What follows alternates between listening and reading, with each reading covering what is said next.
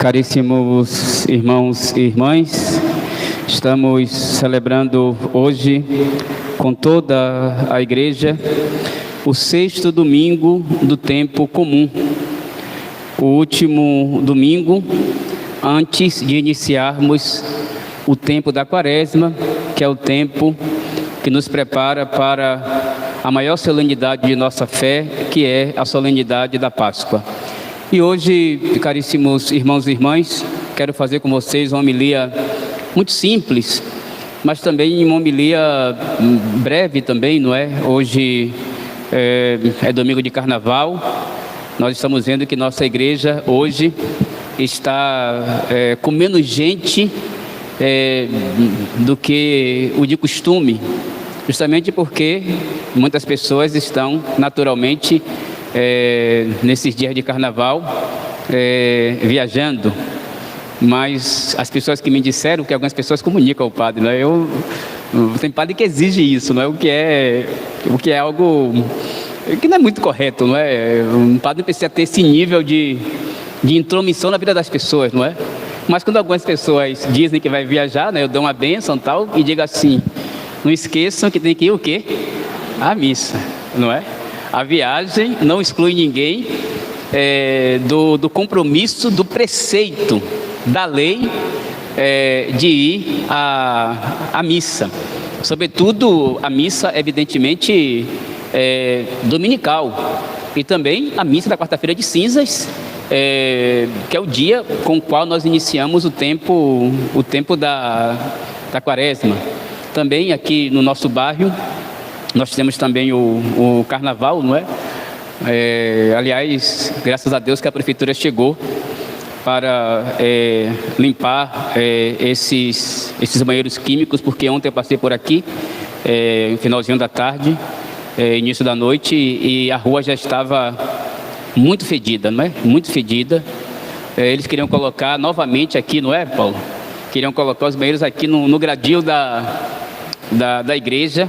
E eu já tinha feito a solicitação que não colocasse, mas graças a Deus, quando eles estavam colocando os banheiros químicos, Paulo estava passando por aqui, estava aqui na igreja, não foi? Estava aqui na igreja, imediatamente foi falar com o pessoal da prefeitura e eles colocaram os banheiros químicos nesse muro aqui ao lado. Mas o fato, meus irmãos e minhas irmãs, é que nós, na próxima semana, iremos iniciar o tempo da Quaresma. E eu quero começar esta homilia com vocês, justamente falando do início da Quaresma, porque tem muito a ver com a liturgia deste sexto domingo do tempo comum. Semana que vem, repito, nós sabemos, com a quarta-feira de cinzas, vamos começar o tempo da Quaresma. E nós já sabemos que o tempo da Quaresma, a igreja sempre inicia proclamando a nossa fraqueza, proclamando, podemos dizer assim, a nossa morte. A igreja começa o tempo da Quaresma proclamando a nossa morte. Lembra-te que és pó, e ao pó hás de voltar. Não é? É uma das palavras que o sacerdote, é um dos versículos que o sacerdote pode utilizar ao impor a cinza nos fiéis. Aliás, essa palavra é a mais tradicional. Não é? No rito antigo, por exemplo, só se usa praticamente essa palavra. Lembra-te que és pó e ao pó hás de voltar.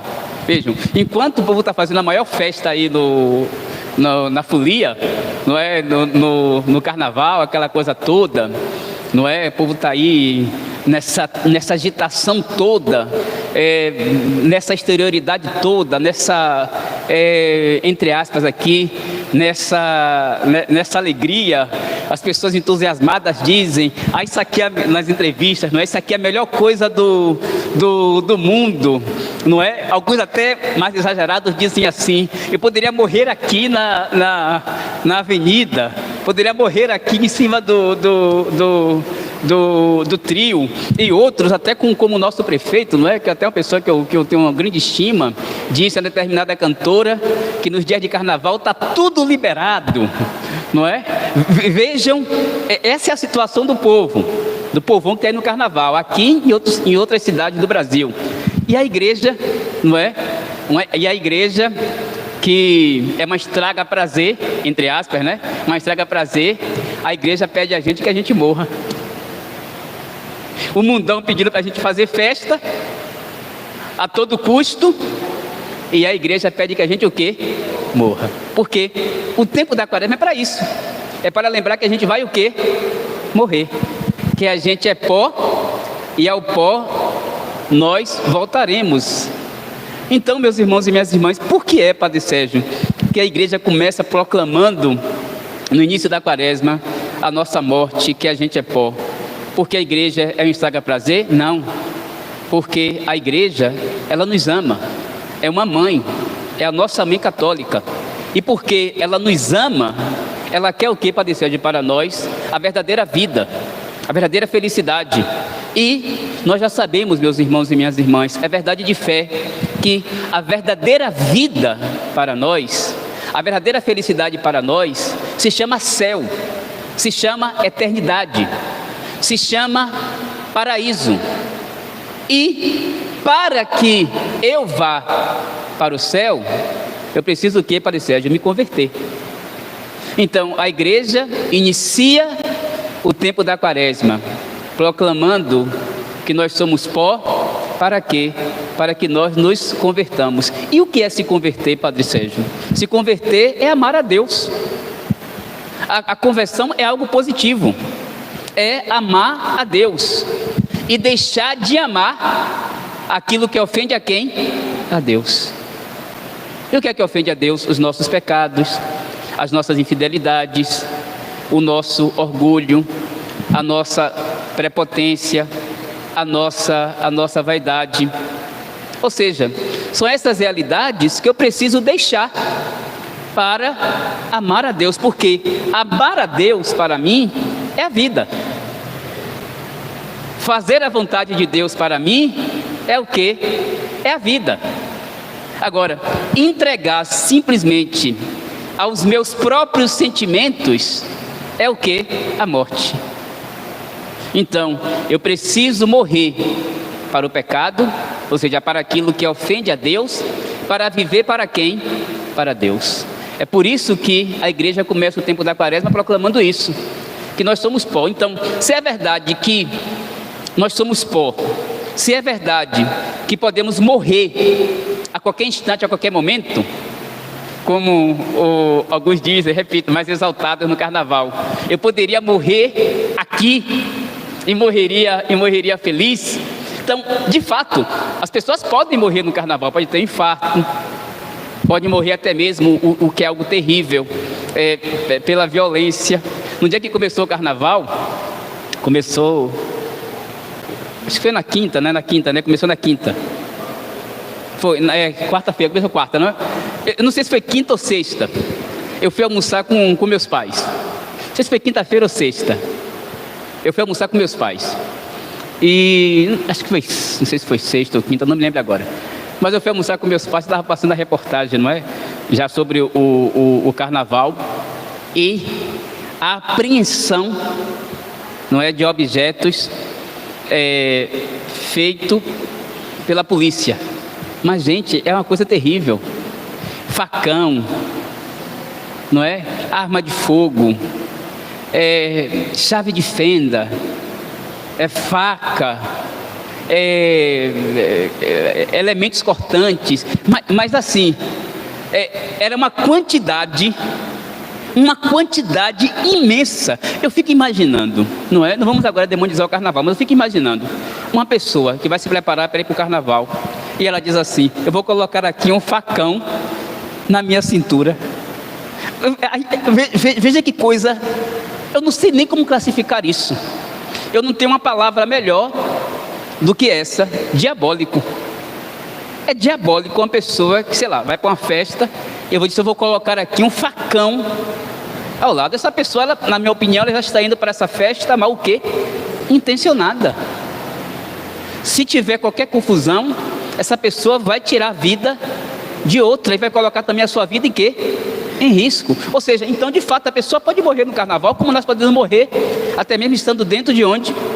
Da igreja. Podemos morrer a qualquer instante. Então, se é verdade que eu posso morrer a qualquer instante, é verdade também que eu não posso procrastinar a minha conversão. Porque se é verdade que eu posso me encontrar com Deus a qualquer momento, não é? Aliás, esse termo, lembra-te, em latim se diz momento, em latim, não é? Que pode ser traduzido também por agora. Lembra que és pó e agora você pode voltar ao quê? Ao pó. Então, se eu posso voltar agora ao pó, então eu devo adiar a minha conversão? Não, eu devo procurar me converter também agora já. Ou seja, procurar abandonar tudo que não agrada a Deus e procurar, meus irmãos e minhas irmãs, abraçar tudo que agrada a Deus. A amizade com Ele, a comunhão com Ele, a obediência a Ele, a conformação da nossa vontade à vontade dEle. Porque se a qualquer instante eu posso voltar ao pó, então que Deus me encontre nessa disposição sincera em agradá-lo.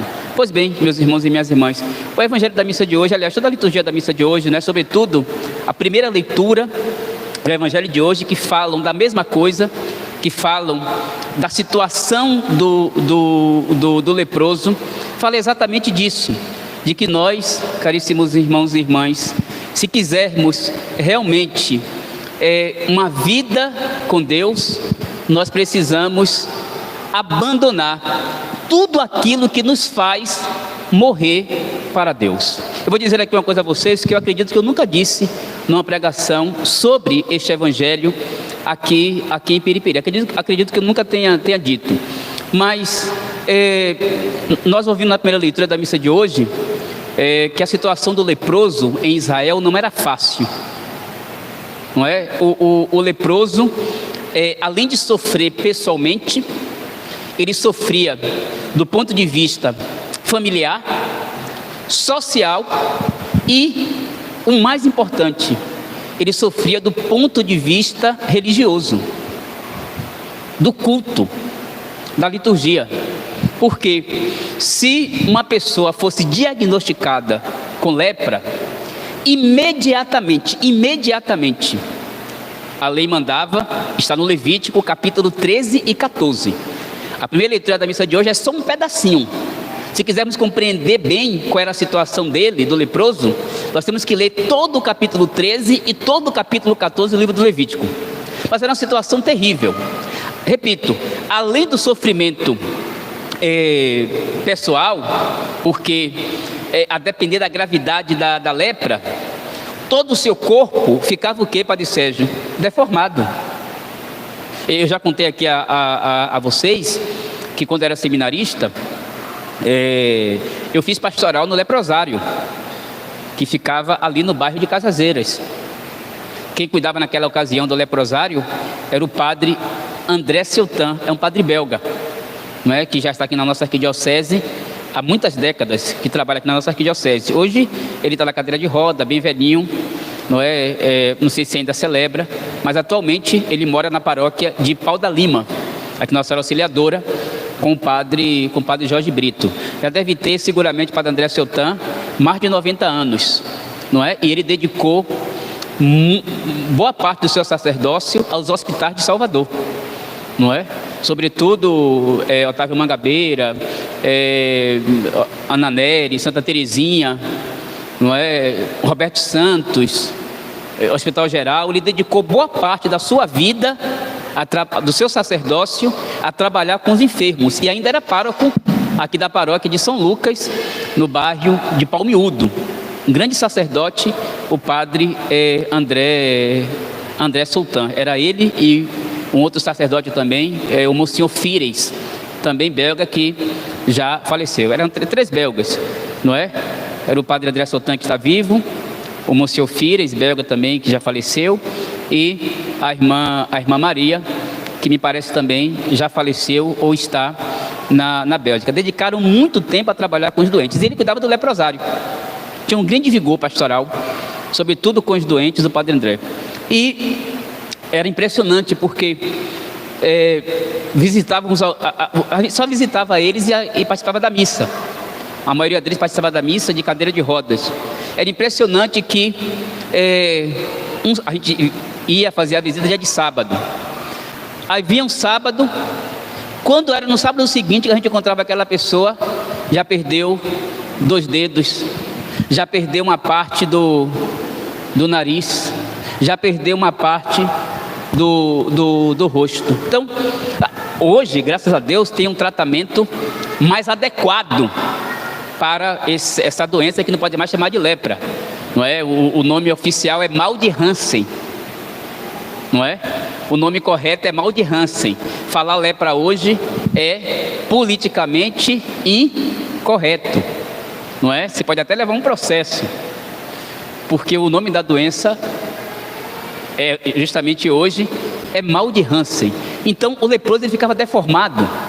Além de ficar deformado, a depender da gravidade, imediatamente, detectou a lepra, ele era afastado. Como diz aqui o texto, não é? Durante todo o tempo que estiver leproso, será impuro, e sendo impuro, deve ficar isolado e morar fora do acampamento, da casa, da família, do convívio social, da cidade. Ele deve ficar fora.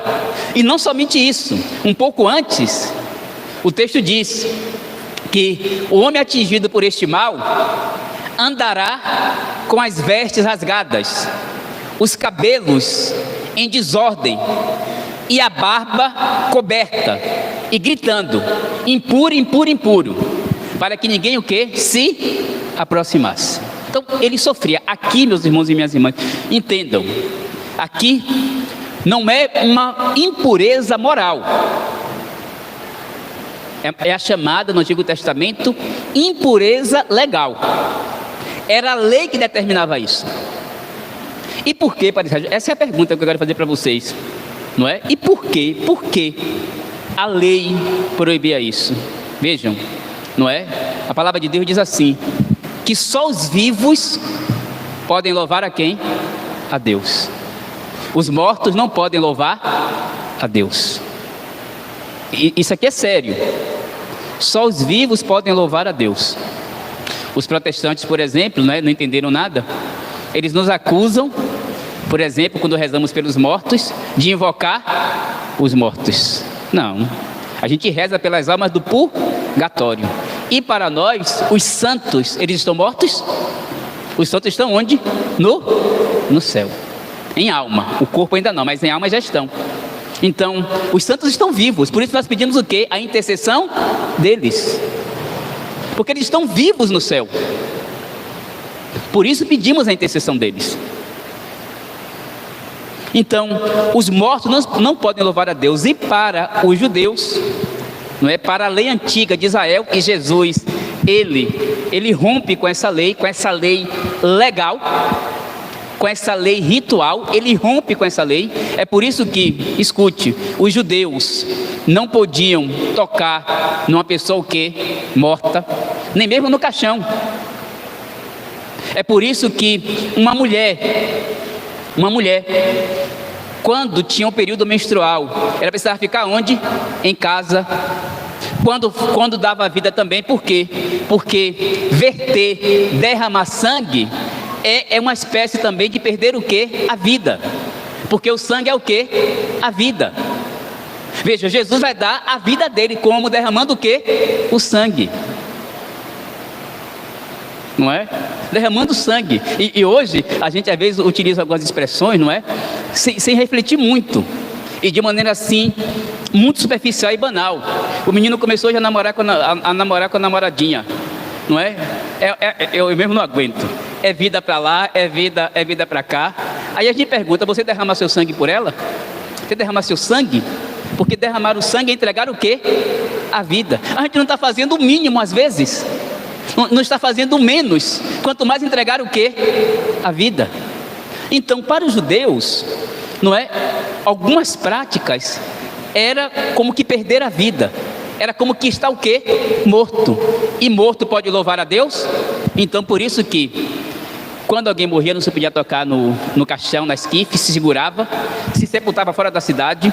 Quando uma mulher estava no período menstrual, no ciclo menstrual, ou quando dava à luz, igualmente também ela ficava em casa passando alguns dias de purificação, para depois retornar o quê?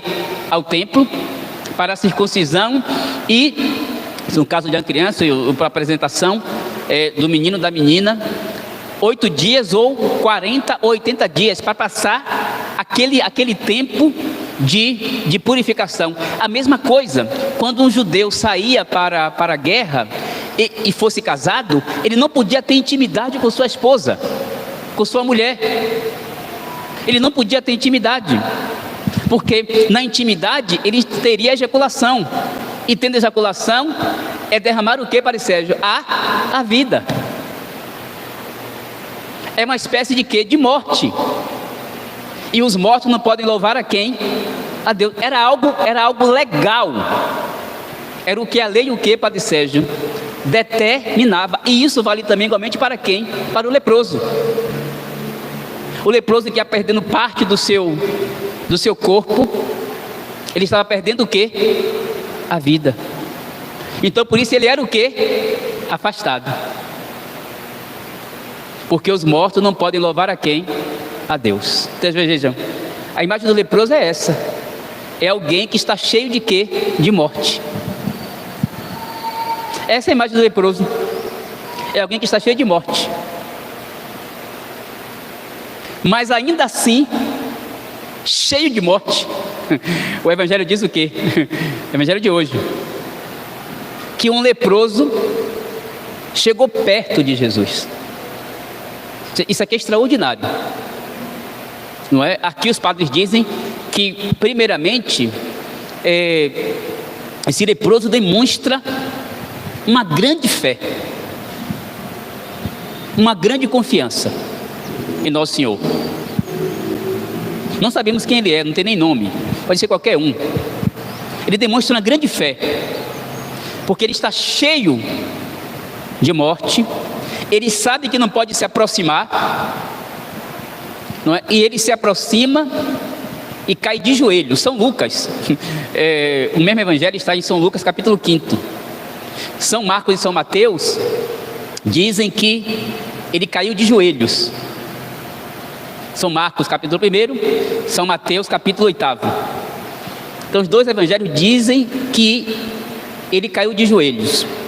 Mas São Lucas diz, no capítulo 5 do seu evangelho, o mesmo texto, que o leproso se aproximou e prostrou o rosto por terra. Literalmente. Ele não só se ajoelhou, mas numa atitude extremamente humilde, ele se lançou no chão, ele colocou a cara no chão, mas cheio de confiança. Os padres comentam que aqui, já falei isso várias vezes em pregações, que aqui é um encontro da graça com o pecado. É o encontro do santo com o pecador. É o encontro da misericórdia com a miséria. Evidentemente que o leproso é o pecador, é o pecado. Evidentemente que o leproso é aqui no Evangelho a miséria, e Nosso Senhor é o santo, é a graça.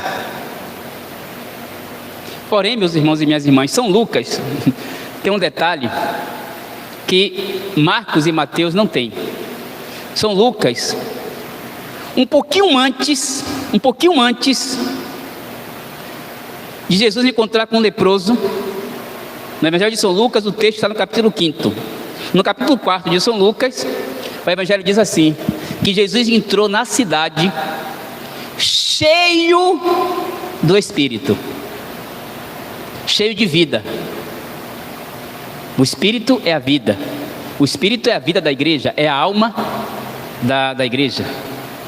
Então, o leproso vai ao seu encontro, cheio de morte, cheio de quê? De pecado, cheio de impureza, cheio de miséria. Mas quando ele encontra aquele que está cheio de vida, a lei dizia que quem tocasse no leproso se tornava o quê? Impuro. Quem tocasse no leproso, qualquer um que tocasse no leproso se tornava impuro. Porém, meus irmãos e minhas irmãs, Jesus não é qualquer um. Jesus é Deus. É a segunda pessoa da Santíssima Trindade. Quando ele toca no leproso, é o leproso impuro, morto, que recebe a pureza e a vida dele. E é sarado, e é curado. E aqui, meus irmãos e minhas irmãs, tem um detalhe fundamental. Escute o que eu vou dizer a vocês, pelo amor de Deus, escutemos isso. Estamos prestes a iniciar o tempo da quaresma, não é? Os padres perguntam, por que esse leproso foi curado? Pela sua fé, evidentemente, pela sua fé, não é? Foi curado também pela sua humildade, porque ele cai de joelhos diante de Jesus, ele se prostra diante de Jesus. Mas ele foi curado também porque ele teve coragem, escute isso, coragem de apresentar as suas misérias todas a quem? A nosso Senhor. Ele não escondeu absolutamente nada, porque, meus irmãos e minhas irmãs, a tradição da igreja diz: aquilo que não é assumido não pode ser também o que, Padre Sérgio? Redimido. Então, Deus conhece os nossos pecados, mas se eu não confessar a Ele, se eu esconder algum pecado, mesmo Ele sabendo que eu tenho esse ou aquele pecado, Ele não vai me perdoar totalmente. Eu não serei perdoado. Aliás, eu já contei aqui, eu acredito, tem uma historinha, não é, atribuída a São Jerônimo, que é extraordinária. São Jerônimo foi um grande santo da igreja do século IV. E se nós temos a Bíblia hoje, é graças a ele. Que em determinado momento da vida dele, ele se trancou lá na Terra Santa e foi traduzir a Bíblia. Naquela época, traduziu para o latim, que era a chamada língua vulgar, a língua comum que todo mundo falava.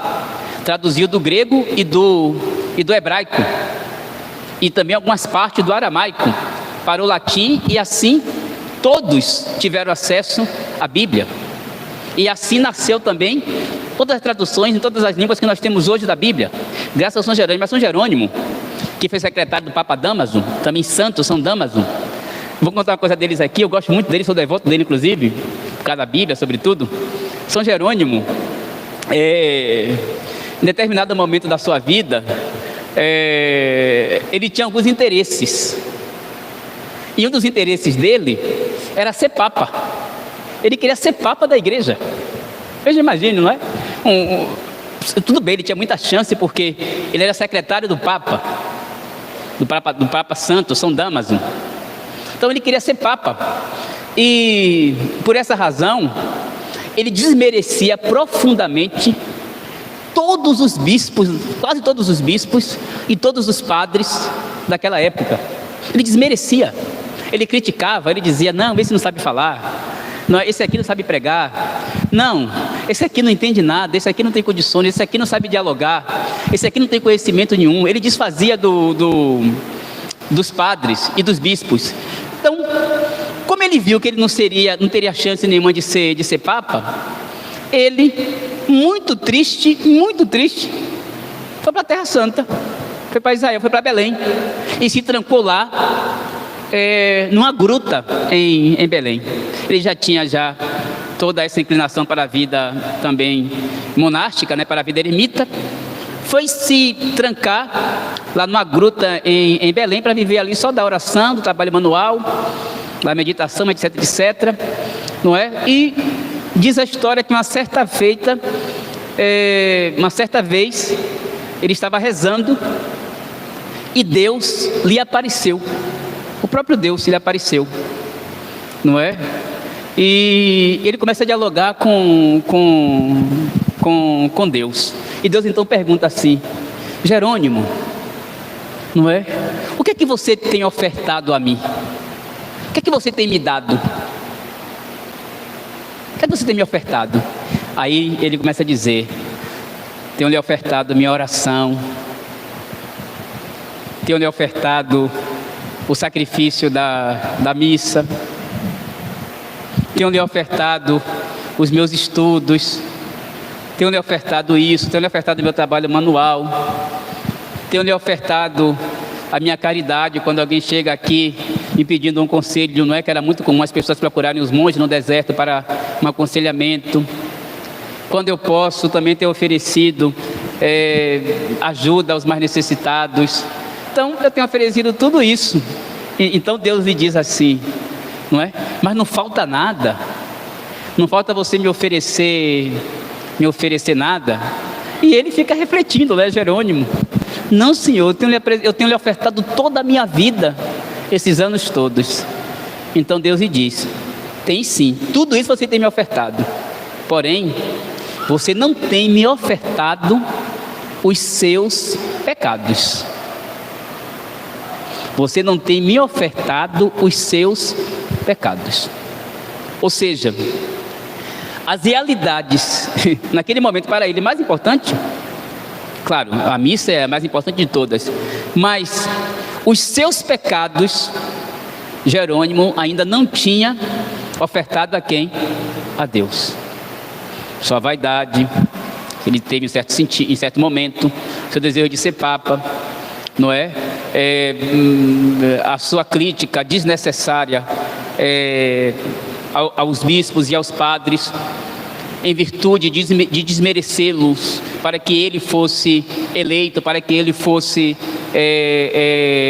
escolhido. Então, Jerônimo tinha pecados que ainda não tinha confessado a quem?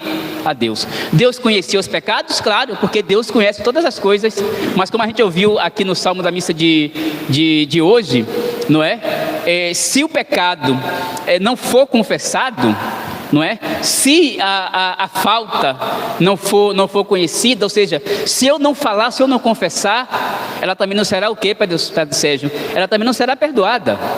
Vejam, então, quando esse leproso cai de joelhos, ou como diz São Lucas, capítulo 5 do seu Evangelho, quando ele se prostra diante de Jesus, meus irmãos e minhas irmãs, ele é curado, porque ele apresenta todas as suas misérias a nosso Senhor Jesus Cristo. E porque ele apresenta todas as misérias são igualmente o quê? Assumidas por nosso Senhor. São perdoadas por nosso Senhor. E a vida, meus irmãos e minhas irmãs, é devolvida àquele leproso.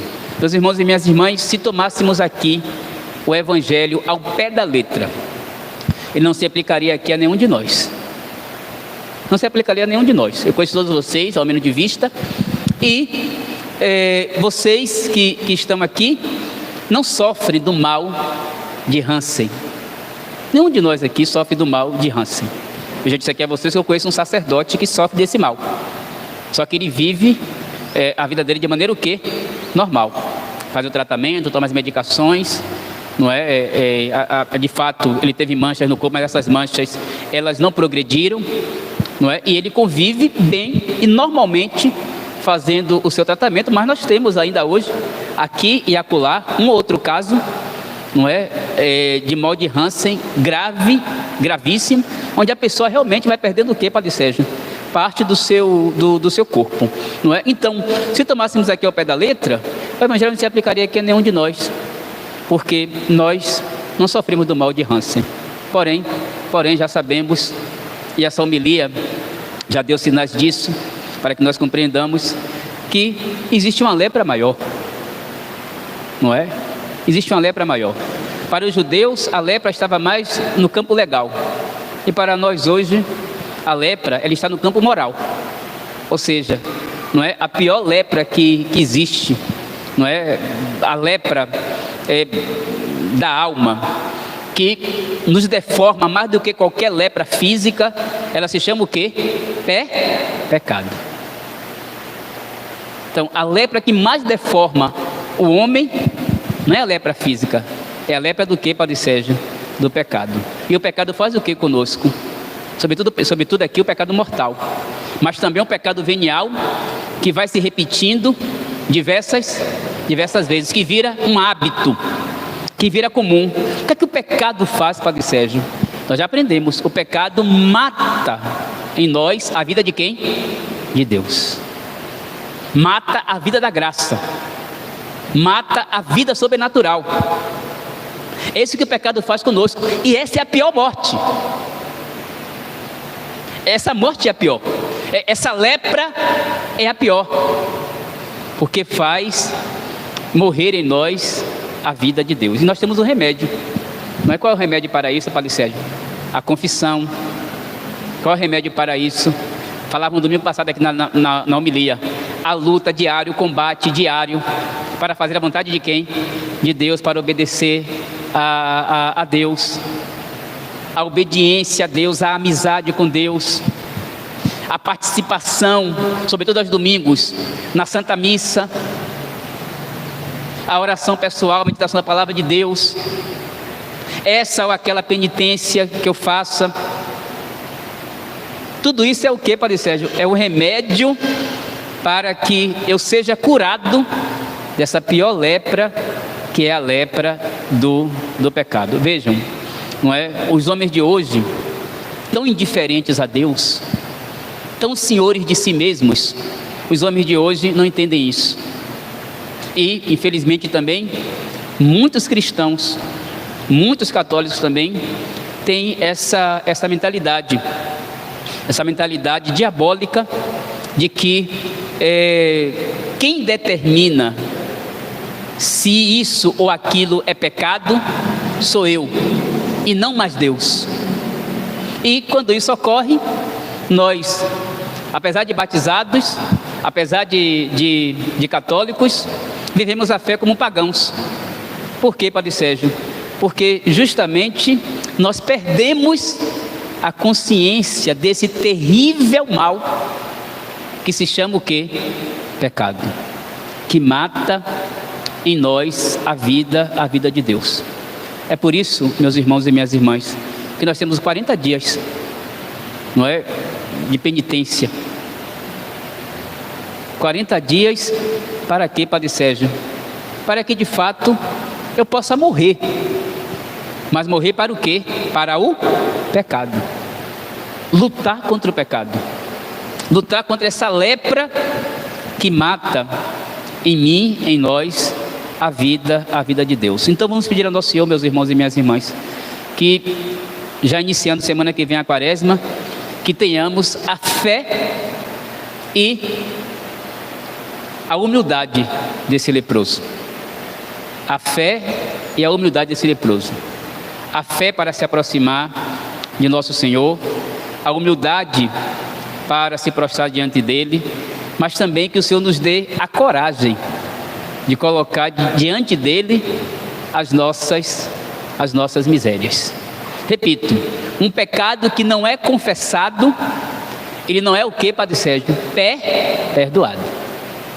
E se propositalmente, numa confissão, eu escondi esse ou aquele pecado, aquela confissão ela se torna o quê? Inválida.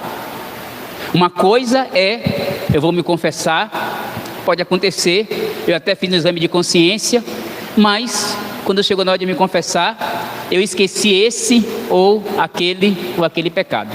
Padre, quando eu esqueço de algum pecado, aquele pecado é perdoado? É. Porém, se porventura eu me lembrar, que eu, na próxima confissão, que eu confesse. Olha, Padre, semana eu me confessei há um mês, eu esqueci de alguns pecados, mas agora eu lembrei.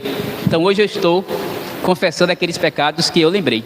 Mas a confissão, ela sempre, quando ela é sincera, ela é realizada pelos pecados confessados e também pelos pecados não lembrados. Mas a confissão nunca acontece pelos pecados omitidos. Então nós temos que ter coragem, porque às vezes tem pessoas que não têm coragem não. Ah, Deus já sabe. Sim, Deus já sabe, mas o salmo da missa de hoje diz assim: eu afinal confessei os meus pecados. Eu preciso confessar. Essa mentalidade que Deus já sabe é a mentalidade o quê? Protestante. Às vezes algumas pessoas chegam na confissão e dizem assim: olha, padre, Deus sabe, eu sou pecador. Sim, Deus sabe, mas você precisa o quê? Com fé, confessar. E esse leproso, ele teve o quê? Ele teve coragem de colocar todas as suas misérias diante de quem? De Deus. Então, meus irmãos e minhas irmãs, vamos pedir a Deus fé para confiar nele sempre, humildade para se colocar diante dele e coragem mesmo para contar a ele, para confessar a ele os nossos pecados, para que ele, meus irmãos e minhas irmãs, com a sua misericórdia, realmente nos cure dessa lepra diabólica que é o pecado que mata em nós a vida de Deus. Vamos pedir a Deus. Nós estamos iniciando o tempo da quaresma, na próxima quarta-feira, e eu quero aqui rapidamente dar um conselho a vocês, não é, para viver bem a quaresma. Faça algum propósito para viver bem a quaresma, um propósito. Eu vou rezar um pouco mais na quaresma, eu vou fazer alguma penitência, alguma abstinência em toda a quaresma. Vejam, nessa abstinência tola que algumas pessoas fazem, não é? Por exemplo, do Guaraná. Ah, padre, eu não vou tomar Guaraná na quaresma inteira. Se eu tomar Guaraná quantas vezes na semana? Ah, tomo 1 a 2 vezes. Aí você é viciado assim, o Guaraná, se você não tomar, você vai ficar assim, aquilo vai fazer você sofrer, etc, etc. Não é? Aquilo vai ser realmente um sacrifício para você? Não. Então você está enganando, está se enganando, porque a Deus você não engana. A Deus a gente não engana. Dizer simplesmente que vai deixar um Guaraná? Não, tem que ter um espírito também de quê? De sacrifício. Não é? Tem que ter um espírito de sacrifício. Claro que com relação a um ou outro alimento, é bom tomar cuidado, né? Ter prudência, sobretudo quem tem problema de saúde, sobretudo quem já tem acima de 60 anos, não é? E também mulheres que estão grávidas.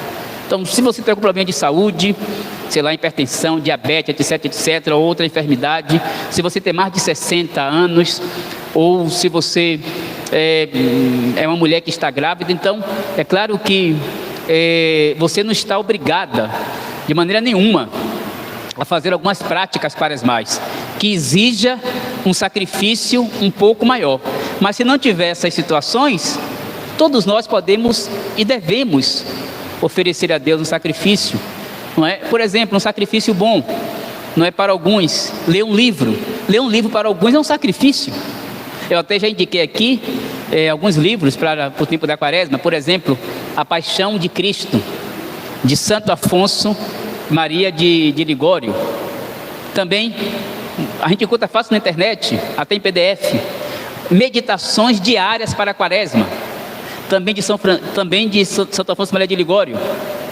Todo dia ali tem uma reflexão. Um outro livro que já falei dele várias vezes aqui, para a gente ler no tempo da quaresma, Introdução à Vida Devota, Filoteia, de São Francisco de Sales, um dos grandes místicos da igreja. Ou até mesmo ler um livro da Bíblia. Você lê os Salmos, por exemplo, tem alguns salmos penitenciais. Mas escolher um livro da Bíblia, ou seja, crescer um pouco mais neste tempo na oração, fazer alguma penitência, fazer alguma mortificação. Claro, tudo realidades, não é? Que eu possa também fazer, mas que tenha também o espírito de sacrifício. Eu não vou fazer coisas que, primeiro que a igreja não orienta, e depois coisas que logo eu vou desistir. Então eu vou começar com o mínimo, mas de maneira disciplinada. Mas nesse tempo da quaresma, eu vou procurar crescer um pouco mais, não é? Você que está um tempão sem se confessar, então nesta quaresma eu vou procurar a confissão, ou mesmo vou procurar o sacerdote para uma direção espiritual, para um aconselhamento.